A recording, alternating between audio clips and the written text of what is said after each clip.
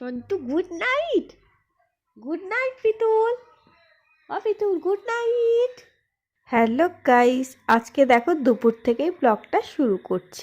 এখন বাজে প্রায় দুপুর 2টো মতো হবে। তো দেখো এখন আমরা ভাত খেয়ে নেব। খাওয়া দাওয়ার পরেই বাচ্চা কুকুরটাও চলে এসেছে, তো ওকেও খেতে দিতে হবে। তো আমার বড়কে দেখো এখন আদর করে দিচ্ছে। ওকে খেতে দেওয়া হয়ে গেছে, ও খেয়ে দেও ঘুরঘুর ঘুরঘুর করছে। আর এই যে দেখতে পাচ্ছ ওর মুখখানা এতখানি মিষ্টি, নিরীহ নিরীহ, যেন কিচ্ছু বোঝে না। আসলে এটা কিন্তু খুব বদমাইশ। তো এবার বলি কেন ওকে বদমাইশ বললাম। ও কি কি বদমাইশি করে, ওর বদমাইশি বলতে হচ্ছে কি, যা যা জুতো পরে থাকে সেই জুতোগুলোকে ছিঁড়ে দেবে টেনে, নয়তো নিয়ে পালিয়ে যাবে। এটাই হচ্ছে ওর বদমাইশি। ছোটবেলায় সবাই একটু বদমাইশি দুষ্টুমি করেই থাকে, সেরকম ওরাও দেখো করে থাকে। আর মাঝে মাঝে রাগও হয়। আমার বরের তো খুবই রাগ ধরে যায় ওর ওপর, কিন্তু কিছু তো করার নেই।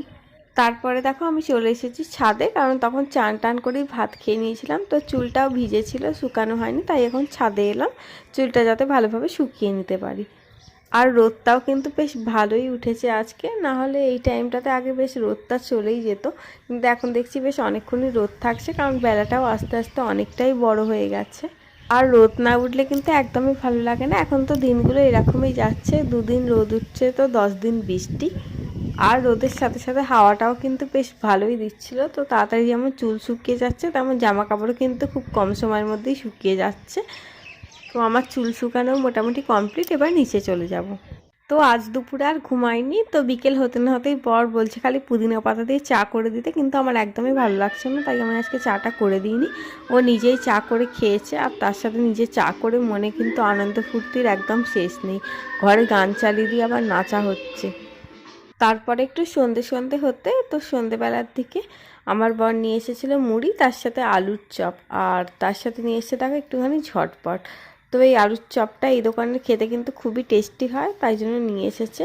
আর তবে আলুর চপটা টেস্টি হলেও চপের মধ্যে কত তেল, শুধু তোমরা দেখো আমার হাতটা, প্রচুর পরিমাণে তেল দিয়েছে। তারপরে রাত 9টা নাগাদ দেখো ডিনারটা করে নিচ্ছি। তো আজকে করেছি রুটি, আর সকালের যে মাছের ঝাল ছিল ওটা দিয়ে আজকে ডিনারটা হবে। তো good night. Good night Pitul. Pitul good night. Good night. সবাইকে গুড নাইট করো। Good night. গুড নাইট করো।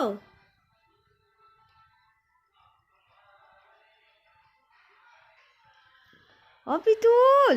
পিতুল। পিতুল। খুব ঘুম পেয়েছে। এখন বাজে প্রায় 10টা বোধহয় বেজেই গেছে। তো চলো আজকের ব্লগটা এখানেই শেষ করছি। সবাই ভালো থেকো, টাটা, গুড নাইট।